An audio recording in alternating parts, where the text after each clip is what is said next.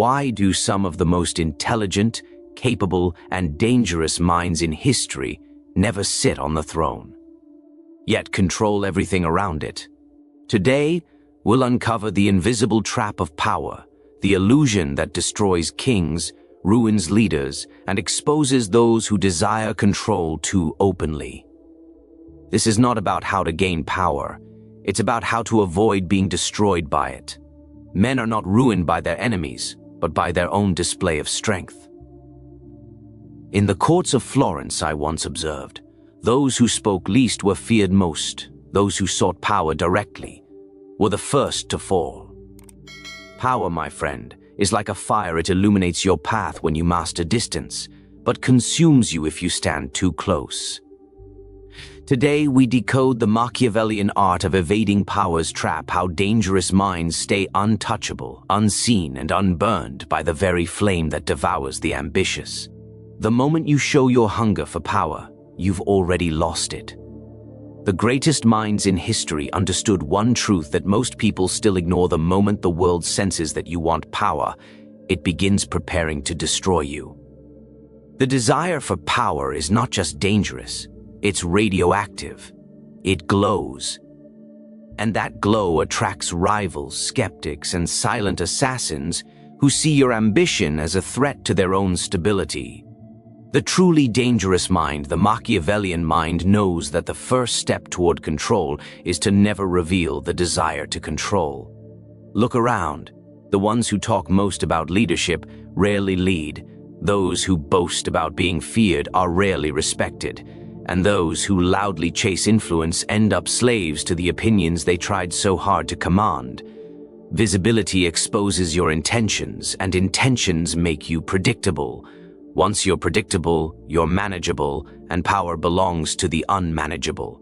Power, at its purest form, is not loud. It's silent. It doesn't announce itself. It's felt. It's like the gravity of the sun, unseen, but everything orbits around it. The moment you start showing it, you break the illusion. You tell the world, "Here I am. Strike me here." The trap of visibility is subtle. It begins as praise. The world applauds your intelligence, your rise, your dominance. You start to believe you're invincible. But what you don't see is that admiration turns into envy faster than lightning. Those who clap today are the same ones who sharpen knives tomorrow, because the visible, powerful man reminds everyone else of their weakness, and humanity never forgives that reminder. Machiavelli himself witnessed this truth in the palaces of Florence. The loudest princes, the ones who displayed their wealth, their wisdom, their victories, they were the first to vanish, not by accident, but by nature's law. The more visible your ambition, the more energy your enemies gather. The more openly you play the game, the fewer moves you truly have. The wise understand this paradox. To gain real power, you must appear indifferent to it. Let others fight, shout, and compete for crowns. You remain calm, almost careless. When you seem detached, the world lowers its guard. It tells itself he's not a threat. And when the world no longer fears you, it no longer watches you, that's when you move. That's when you influence. The trap of visibility is also the trap of ego. Once people see you as ambitious, they define you by it. You become your hunger. And soon, every decision you make is interpreted through the lens of that hunger. Even your smallest action looks like a grab for control. You can't breathe without suspicion. You can't act without resistance. The throne you reach for starts pushing you away. That is why the most dangerous minds cultivate stillness. They practice the art of invisibility not by hiding in the dark, but by blending into the light so naturally that no one notices the pattern they create. They act without appearing active. They win without appearing to fight.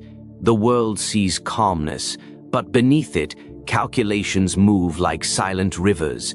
This is not weakness. This is strategy. You must understand. Every time you express your ambition, you create a target on your back. But when you master silence, you become a mystery. People can't fight what they can't read. They can't stop what they can't see coming. And that is the foundation of Machiavellian power, to let your strength remain unspoken and your influence unseen. Power often looks like a throne, golden, elevated, and guarded by those who bow to it. From a distance, it appears to be the ultimate symbol of victory. The man who sits upon it seems untouchable, admired, feared, and envied. But here lies the Machiavellian truth that few dare to confront. The throne is not a seat of freedom, it is a prison built from the expectations, fears, and envy of others. The illusion of the throne seduces men into believing they've reached mastery, when in reality, they've stepped into a cage designed to test their every move. The world tells you to climb, to rise, to take the throne as proof of power. But Machiavelli would whisper, "Be careful what you sit upon, for it soon sits upon you." The visible ruler carries a burden. No one envies for long. Every word he speaks echoes through walls filled with spies. Every friend he trusts watches for weakness. The higher he climbs, the further he is from truth. The throne isolates the ruler from the world that once made him powerful. It blinds him with praise, deafens him with flattery, and slowly replaces his instincts with arrogance. The illusion of power lies in its performance. A king believes he commands the crowd, but the crowd dictates his every move. They decide when to cheer, when to turn, when to whisper rebellion. He must constantly maintain his image, always appearing confident, always appearing in control. But true control never requires performance. The one who truly holds power is not the man forced to display it, but the one who can withdraw it at will. The throne demands that you act powerful even when you are not. The wise manipulate that illusion from afar. Machiavelli understood that real influence comes not from the man who wears the crown, but from the mind that convinced him to wear it. The visible ruler carries the sword. The invisible strategist controls where it points. The throne is not the origin of power. It's the stage upon which the illusion of power must be constantly maintained. And the actors who play the role of king are often slaves to the script written by someone smarter, quieter, and unseen. When you sit on the throne, your victories no longer belong to you. They belong to those who expect them. The court, the people, the allies, the enemies, all feed from your position. You become the center of every desire, and in being the center, you become trapped. Those who once admired your strength begin to test it. Those who once followed your lead start plotting your fall. The throne makes you visible, and visibility brings decay. This is why dangerous minds choose not to rule from the front. They rule through influence, not position. They whisper in the ears of kings, shape the decisions of generals, and pull the strings that others think are destiny. They understand that the throne is a symbol meant for those who need symbols, for those who crave recognition, validation, and applause. But applause fades, validation turns to resentment, and recognition brings exposure. The illusion of the throne feeds on ego. It tempts you to believe that the seat itself grants wisdom, that the crown itself commands obedience. Yet history is littered with rulers who discovered too late that the throne does not empower. It consumes. The moment you sit upon it, the game changes. You no longer play it, you are played by it. The throne demands your attention, your loyalty, your constant defense. You become its servant, not its master. True dangerous minds never mistake visibility for control. They prefer the shadow to the spotlight, the strategist's pen to the ruler's scepter. They know that the one who advises the king, the one who shapes the belief behind the throne, is often the true sovereign. The throne may command armies, but the invisible mind commands the idea that makes those armies move. That is the difference between having power and being possessed by it. Every form of power begins as strength and ends as spectacle. The more eyes that stare at it, the weaker it becomes. This is the unspoken law of control that few ever recognize. Attention does not empower you, it exposes you. The moment the world starts watching your every move, your freedom begins to die. You start performing, not acting. You start defending your image instead of expanding your influence. Power thrives in silence. But the modern mind confuses noise for dominance. The dangerous mind understands that power is like a flame. It burns brighter when oxygen is limited. The less attention you attract, the more stable your authority becomes. But when the crowd gathers to watch, they also gather to judge, to speculate, to question. Power turns fragile under constant observation because it stops being your tool and starts becoming your identity. When you depend on being seen, you depend on the crowd's approval. And the crowd's approval is the most unpredictable currency in existence. Think of every great ruler who lost his empire. Their downfall began the moment they started needing the crowd's gaze. Attention blinds you to reality. It turns you from strategist to performer. The more you show yourself, the more the world learns your rhythm. Your habits become predictable, your reactions visible, and soon, your enemies start planning around your every move. Power exposed is power neutralized. The world cannot attack what it cannot find, but it can easily destroy what it can constantly observe. Machiavelli taught that the wise man must appear rarely, speak little, and reveal almost nothing. His absence becomes his mystery, and that mystery becomes fear. People do not fear what they understand, they fear what they cannot explain. When you make yourself scarce, your presence grows heavier. When you speak less, your words grow sharper. The dangerous mind knows how to vanish strategically, not as an act of cowardice, but as an act of control. The fewer times you appear, the more valuable your appearance becomes. But here's where most people fail. They crave validation disguised as attention. They confuse being noticed with being respected. They think the louder they are, the more powerful they seem. Yet the truth is, every time they seek attention, they give away a piece of their authority. The one who always speaks loses mystery. The one who is always present loses importance. The one who is always visible loses control of his own narrative. Attention feeds the ego but starves influence. In Florence, Machiavelli observed that the most feared men were often the quietest. They had no need to declare their position or parade their power. They operated through others, through whispers, through symbols. People spoke of them with unease because no one knew their limits. That is where true power lives, in uncertainty. When people cannot read you, they cannot resist you. When they cannot predict you, they cannot prepare for you. To feed on attention is to build a house of mirrors. Every reflection looks like power, but none of it is real. The dangerous mind chooses stillness over spectacle. He understands that disappearance is not weakness, but the art of reappearing at the right time, in the right way, with devastating precision. Every appearance is a strike, and every silence is a setup. This is the rhythm of true control. Appear less, mean more. The world has a peculiar blindness. It fears those who appear strong, and it ignores those who appear harmless. This blindness is where the truly dangerous mind builds his kingdom. The art of controlled insignificance is the ability to hide your brilliance beneath layers of normality, to appear ordinary while your thoughts quietly shape the world around you. It is not the weak who pretend to be small. It is the wise who choose to, because when the world believes you are insignificant, it lowers its guard, and when the world lowers its guard, it gives you space to move without resistance.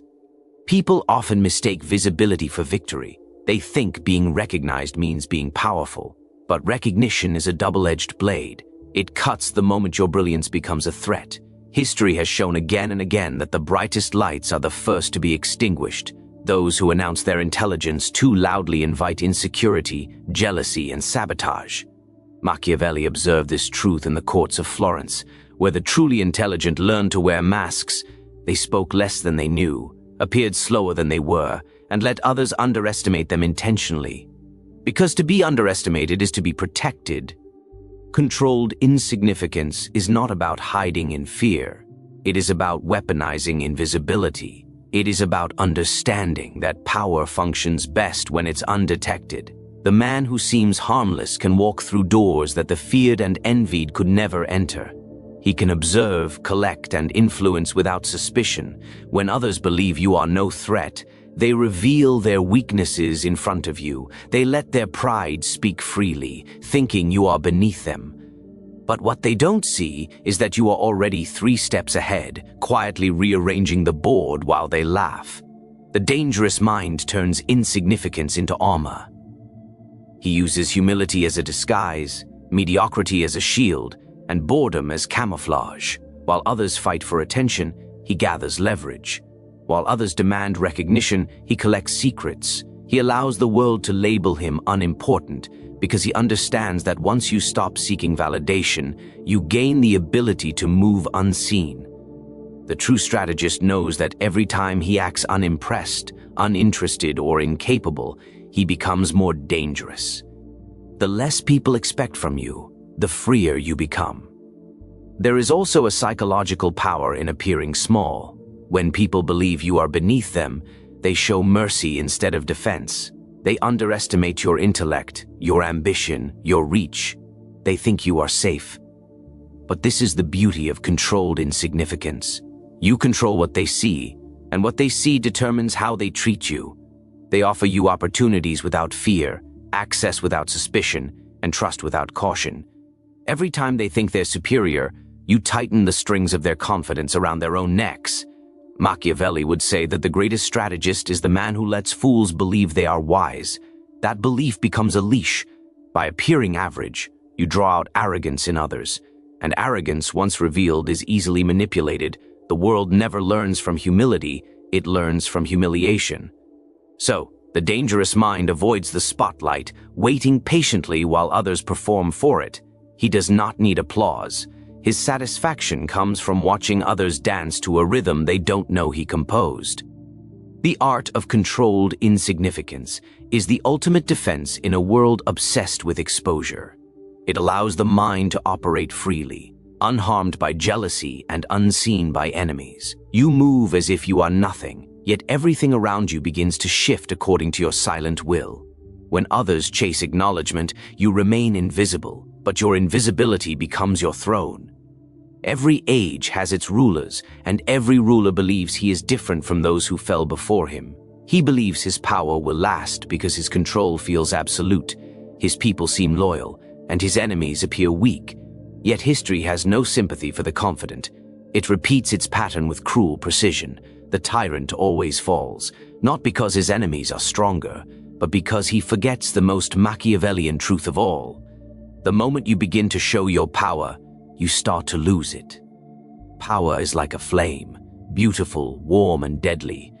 The tyrant believes he can hold it in his bare hands. He flaunts it, brandishes it before the world, and demands that everyone bow before its glow. But in doing so, he forgets that every light casts a shadow. The more he shines, the more enemies his light exposes. The very power that lifts him becomes the torch that guides his downfall. Every public display of strength breeds quiet resentment. Every act of dominance breeds an equal and opposite desire for revenge. The fall of a tyrant begins the day he becomes addicted to being seen as powerful. Machiavelli observed that the most dangerous moment for a ruler is not when he is weak. It is when he believes he is untouchable. That illusion of invincibility blinds him to the slow erosion happening beneath his feet. His court becomes filled with flattery. His advisors become silent, and his enemies become patient. The tyrant rules loudly, and the louder he rules, the quieter his doom begins to form. In Florence, in Rome, in every kingdom that rose and fell, the pattern was the same. Those who ruled by fear eventually drowned in it. Fear is an unstable foundation. It makes men obey, but it never makes them loyal. A wise leader learns to control through balance, through perception, through silence. A tyrant only knows command. He pushes harder every time he senses resistance, until the people no longer resist. They plot. Tyrants create the conditions for their own betrayal. They turn allies into actors, subordinates into schemers, and admirers into assassins. The most dangerous knife is not the one drawn in anger, but the one handed to you with a smile. The tyrant never sees it coming because his arrogance blinds him to the possibility that anyone could outthink him. But behind every fall is a hidden figure, someone quieter, calmer, and infinitely more patient. The one who understood that true power does not sit on the throne, but in the mind that influences it. The dangerous mind lets others bear the burden of visibility. He lets the tyrant shine because every light burns itself out. He stands in the shadow, guiding outcomes, shaping loyalties, turning the chaos of ambition into opportunity. The tyrant lives loudly and dies suddenly. The strategist moves silently and endures eternally. power that demands attention must always defend itself.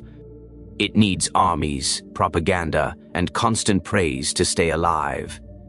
But power that hides in strategy needs none of that. It thrives in stillness. It survives every rebellion because it never becomes the target. When people revolt, they revolt against the symbol, not the mind behind it. They destroy the face of the regime, not the hand that designed it. And once the tyrant falls, the strategist simply replaces him with another puppet. The game continues, but the names change. The tyrant's fall is inevitable because his rule depends on fear, and fear has an expiration date. The people tire of it, the allies grow jealous of it, and the world begins to whisper against it. A ruler who seeks to be adored is weak, but a ruler who seeks to be feared is doomed. The truly dangerous mind seeks neither. He moves beyond the throne, beyond the applause, beyond the illusion of dominance. The tyrant dies for control. The strategist controls by letting others die for him.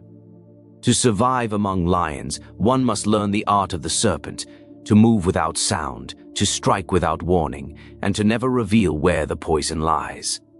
The world is a jungle of appearances, where strength alone is not enough. Brute force wins battles, but cunning wins empires. The serpent's wisdom lies not in its venom, but in its patience, its precision, and its invisibility. It does not chase its prey. It waits. It studies. It allows others to believe they are safe until the moment they are not. The dangerous mind understands this instinct deeply. Power is not about constant action. It's about calculated timing. Every fool wants to be feared immediately. They roar, they display their claws, they let the world know they are dangerous. But by doing so, they forfeit their most valuable advantage: unpredictability. The serpent never announces itself. It hides in plain sight, blending with the earth, letting its stillness lull the world into comfort. And then, when the opportunity aligns perfectly, it moves faster than thought. That is how the truly powerful operate. They are not loud, not emotional, not constantly asserting dominance. They are observant, patient, waiting for the moment when a single strike changes everything. Machiavelli admired this kind of cunning because it defeats arrogance without ever meeting it head-on. To him, the wise man never fights wars that can be won by manipulation. Why battle armies when you can influence the man who commands them? Why engage in open conflict when quiet corruption achieves the same goal without blood? The serpent's wisdom is to make strength unnecessary. Its power lies in the illusion that it does not need to fight, and that illusion becomes its shield. The dangerous mind does not rush toward victory. He constructs it slowly, silently, as if by accident. He lets others think they're winning, allows them to believe they are in control until every step they take leads exactly where he intended. This is not deceit born of malice. It's the art of control through design. The serpent's movement is not chaos, it is choreography. Every delay, every silence, every appearance of weakness serves a purpose. The world underestimates him precisely because he teaches it to. In politics, in war, in life, those who try to dominate openly become targets. But those who influence subtly can shape the direction of nations without being named. The serpent's wisdom teaches that power is not something you show. It's something others feel without knowing why. It's the whisper that bends kings, the smile that hides intent, the gesture that rewires loyalty. The more invisible your manipulation, the more absolute your control. Patience is the serpent's weapon. It knows that fear born from unpredictability lasts longer than fear born from violence. You may defeat an enemy with force, but you enslave his mind through uncertainty. The dangerous mind uses unpredictability as armor. No one can destroy what they cannot understand. Every decision, every silence, every smile becomes part of a strategy that unfolds like venom through the bloodstream of the world. Machiavelli believed that to survive among lions, one must be both fox and lion, cunning enough to see traps, strong enough to crush them when necessary. But the serpent surpasses both. It embodies perfect equilibrium, patient but deadly, invisible but inevitable. The truly dangerous mind studies this pattern and lives by it. He knows that revealing power destroys it, but concealing it magnifies it. He becomes a living paradox, harmless until touched, silent until provoked, and unstoppable once in motion. The serpent's wisdom is not cruelty, it is survival through mastery of perception. The world may believe it is safe in his presence, yet every word, every glance, every calculated pause coils tighter around the reality he is quietly creating. Power, as the world understands it, is a mirage, bright, seductive, and fleeting. The weak chase it, the foolish display it, and the ambitious die defending it. But the dangerous mind, the Machiavellian mind, does something entirely different. He studies power the way an alchemist studies fire, not to hold it, but to understand its nature, to bend it without being burned. Every law you've heard in this journey, from hiding your ambition to mastering invisibility to ruling without a throne, exists for one reason: survival through mastery of perception. Power is not something you seize. It's something you allow others to believe they possess, while you quietly shape the direction of their choices. The moment you understand this, you stop competing and start controlling. Machiavelli's wisdom was never about cruelty. It was about clarity. He saw that the world is ruled not by truth, but by illusion, not by morality, but by manipulation of appearance. The ones who rise and remain are those who understand that human nature is predictable, fragile, and easily guided by those who never reveal their full intent. The throne is temporary. Attention fades. Fear collapses, but strategy endures. The dangerous mind does not live for applause or titles. He lives for control that requires no recognition. He rules from the silence behind the curtain, the whisper that moves armies, the thought that bends rulers. So remember this final law. To win the game of power, never play it in plain sight. Let others burn under the light of visibility while you remain unseen. Calm, patient, deliberate. Be the invisible architect of chaos, the mind behind the mask, the serpent beneath the throne. For in the end, the world will always remember the kings who ruled loudly, but it will forever be shaped by the ones who ruled quietly.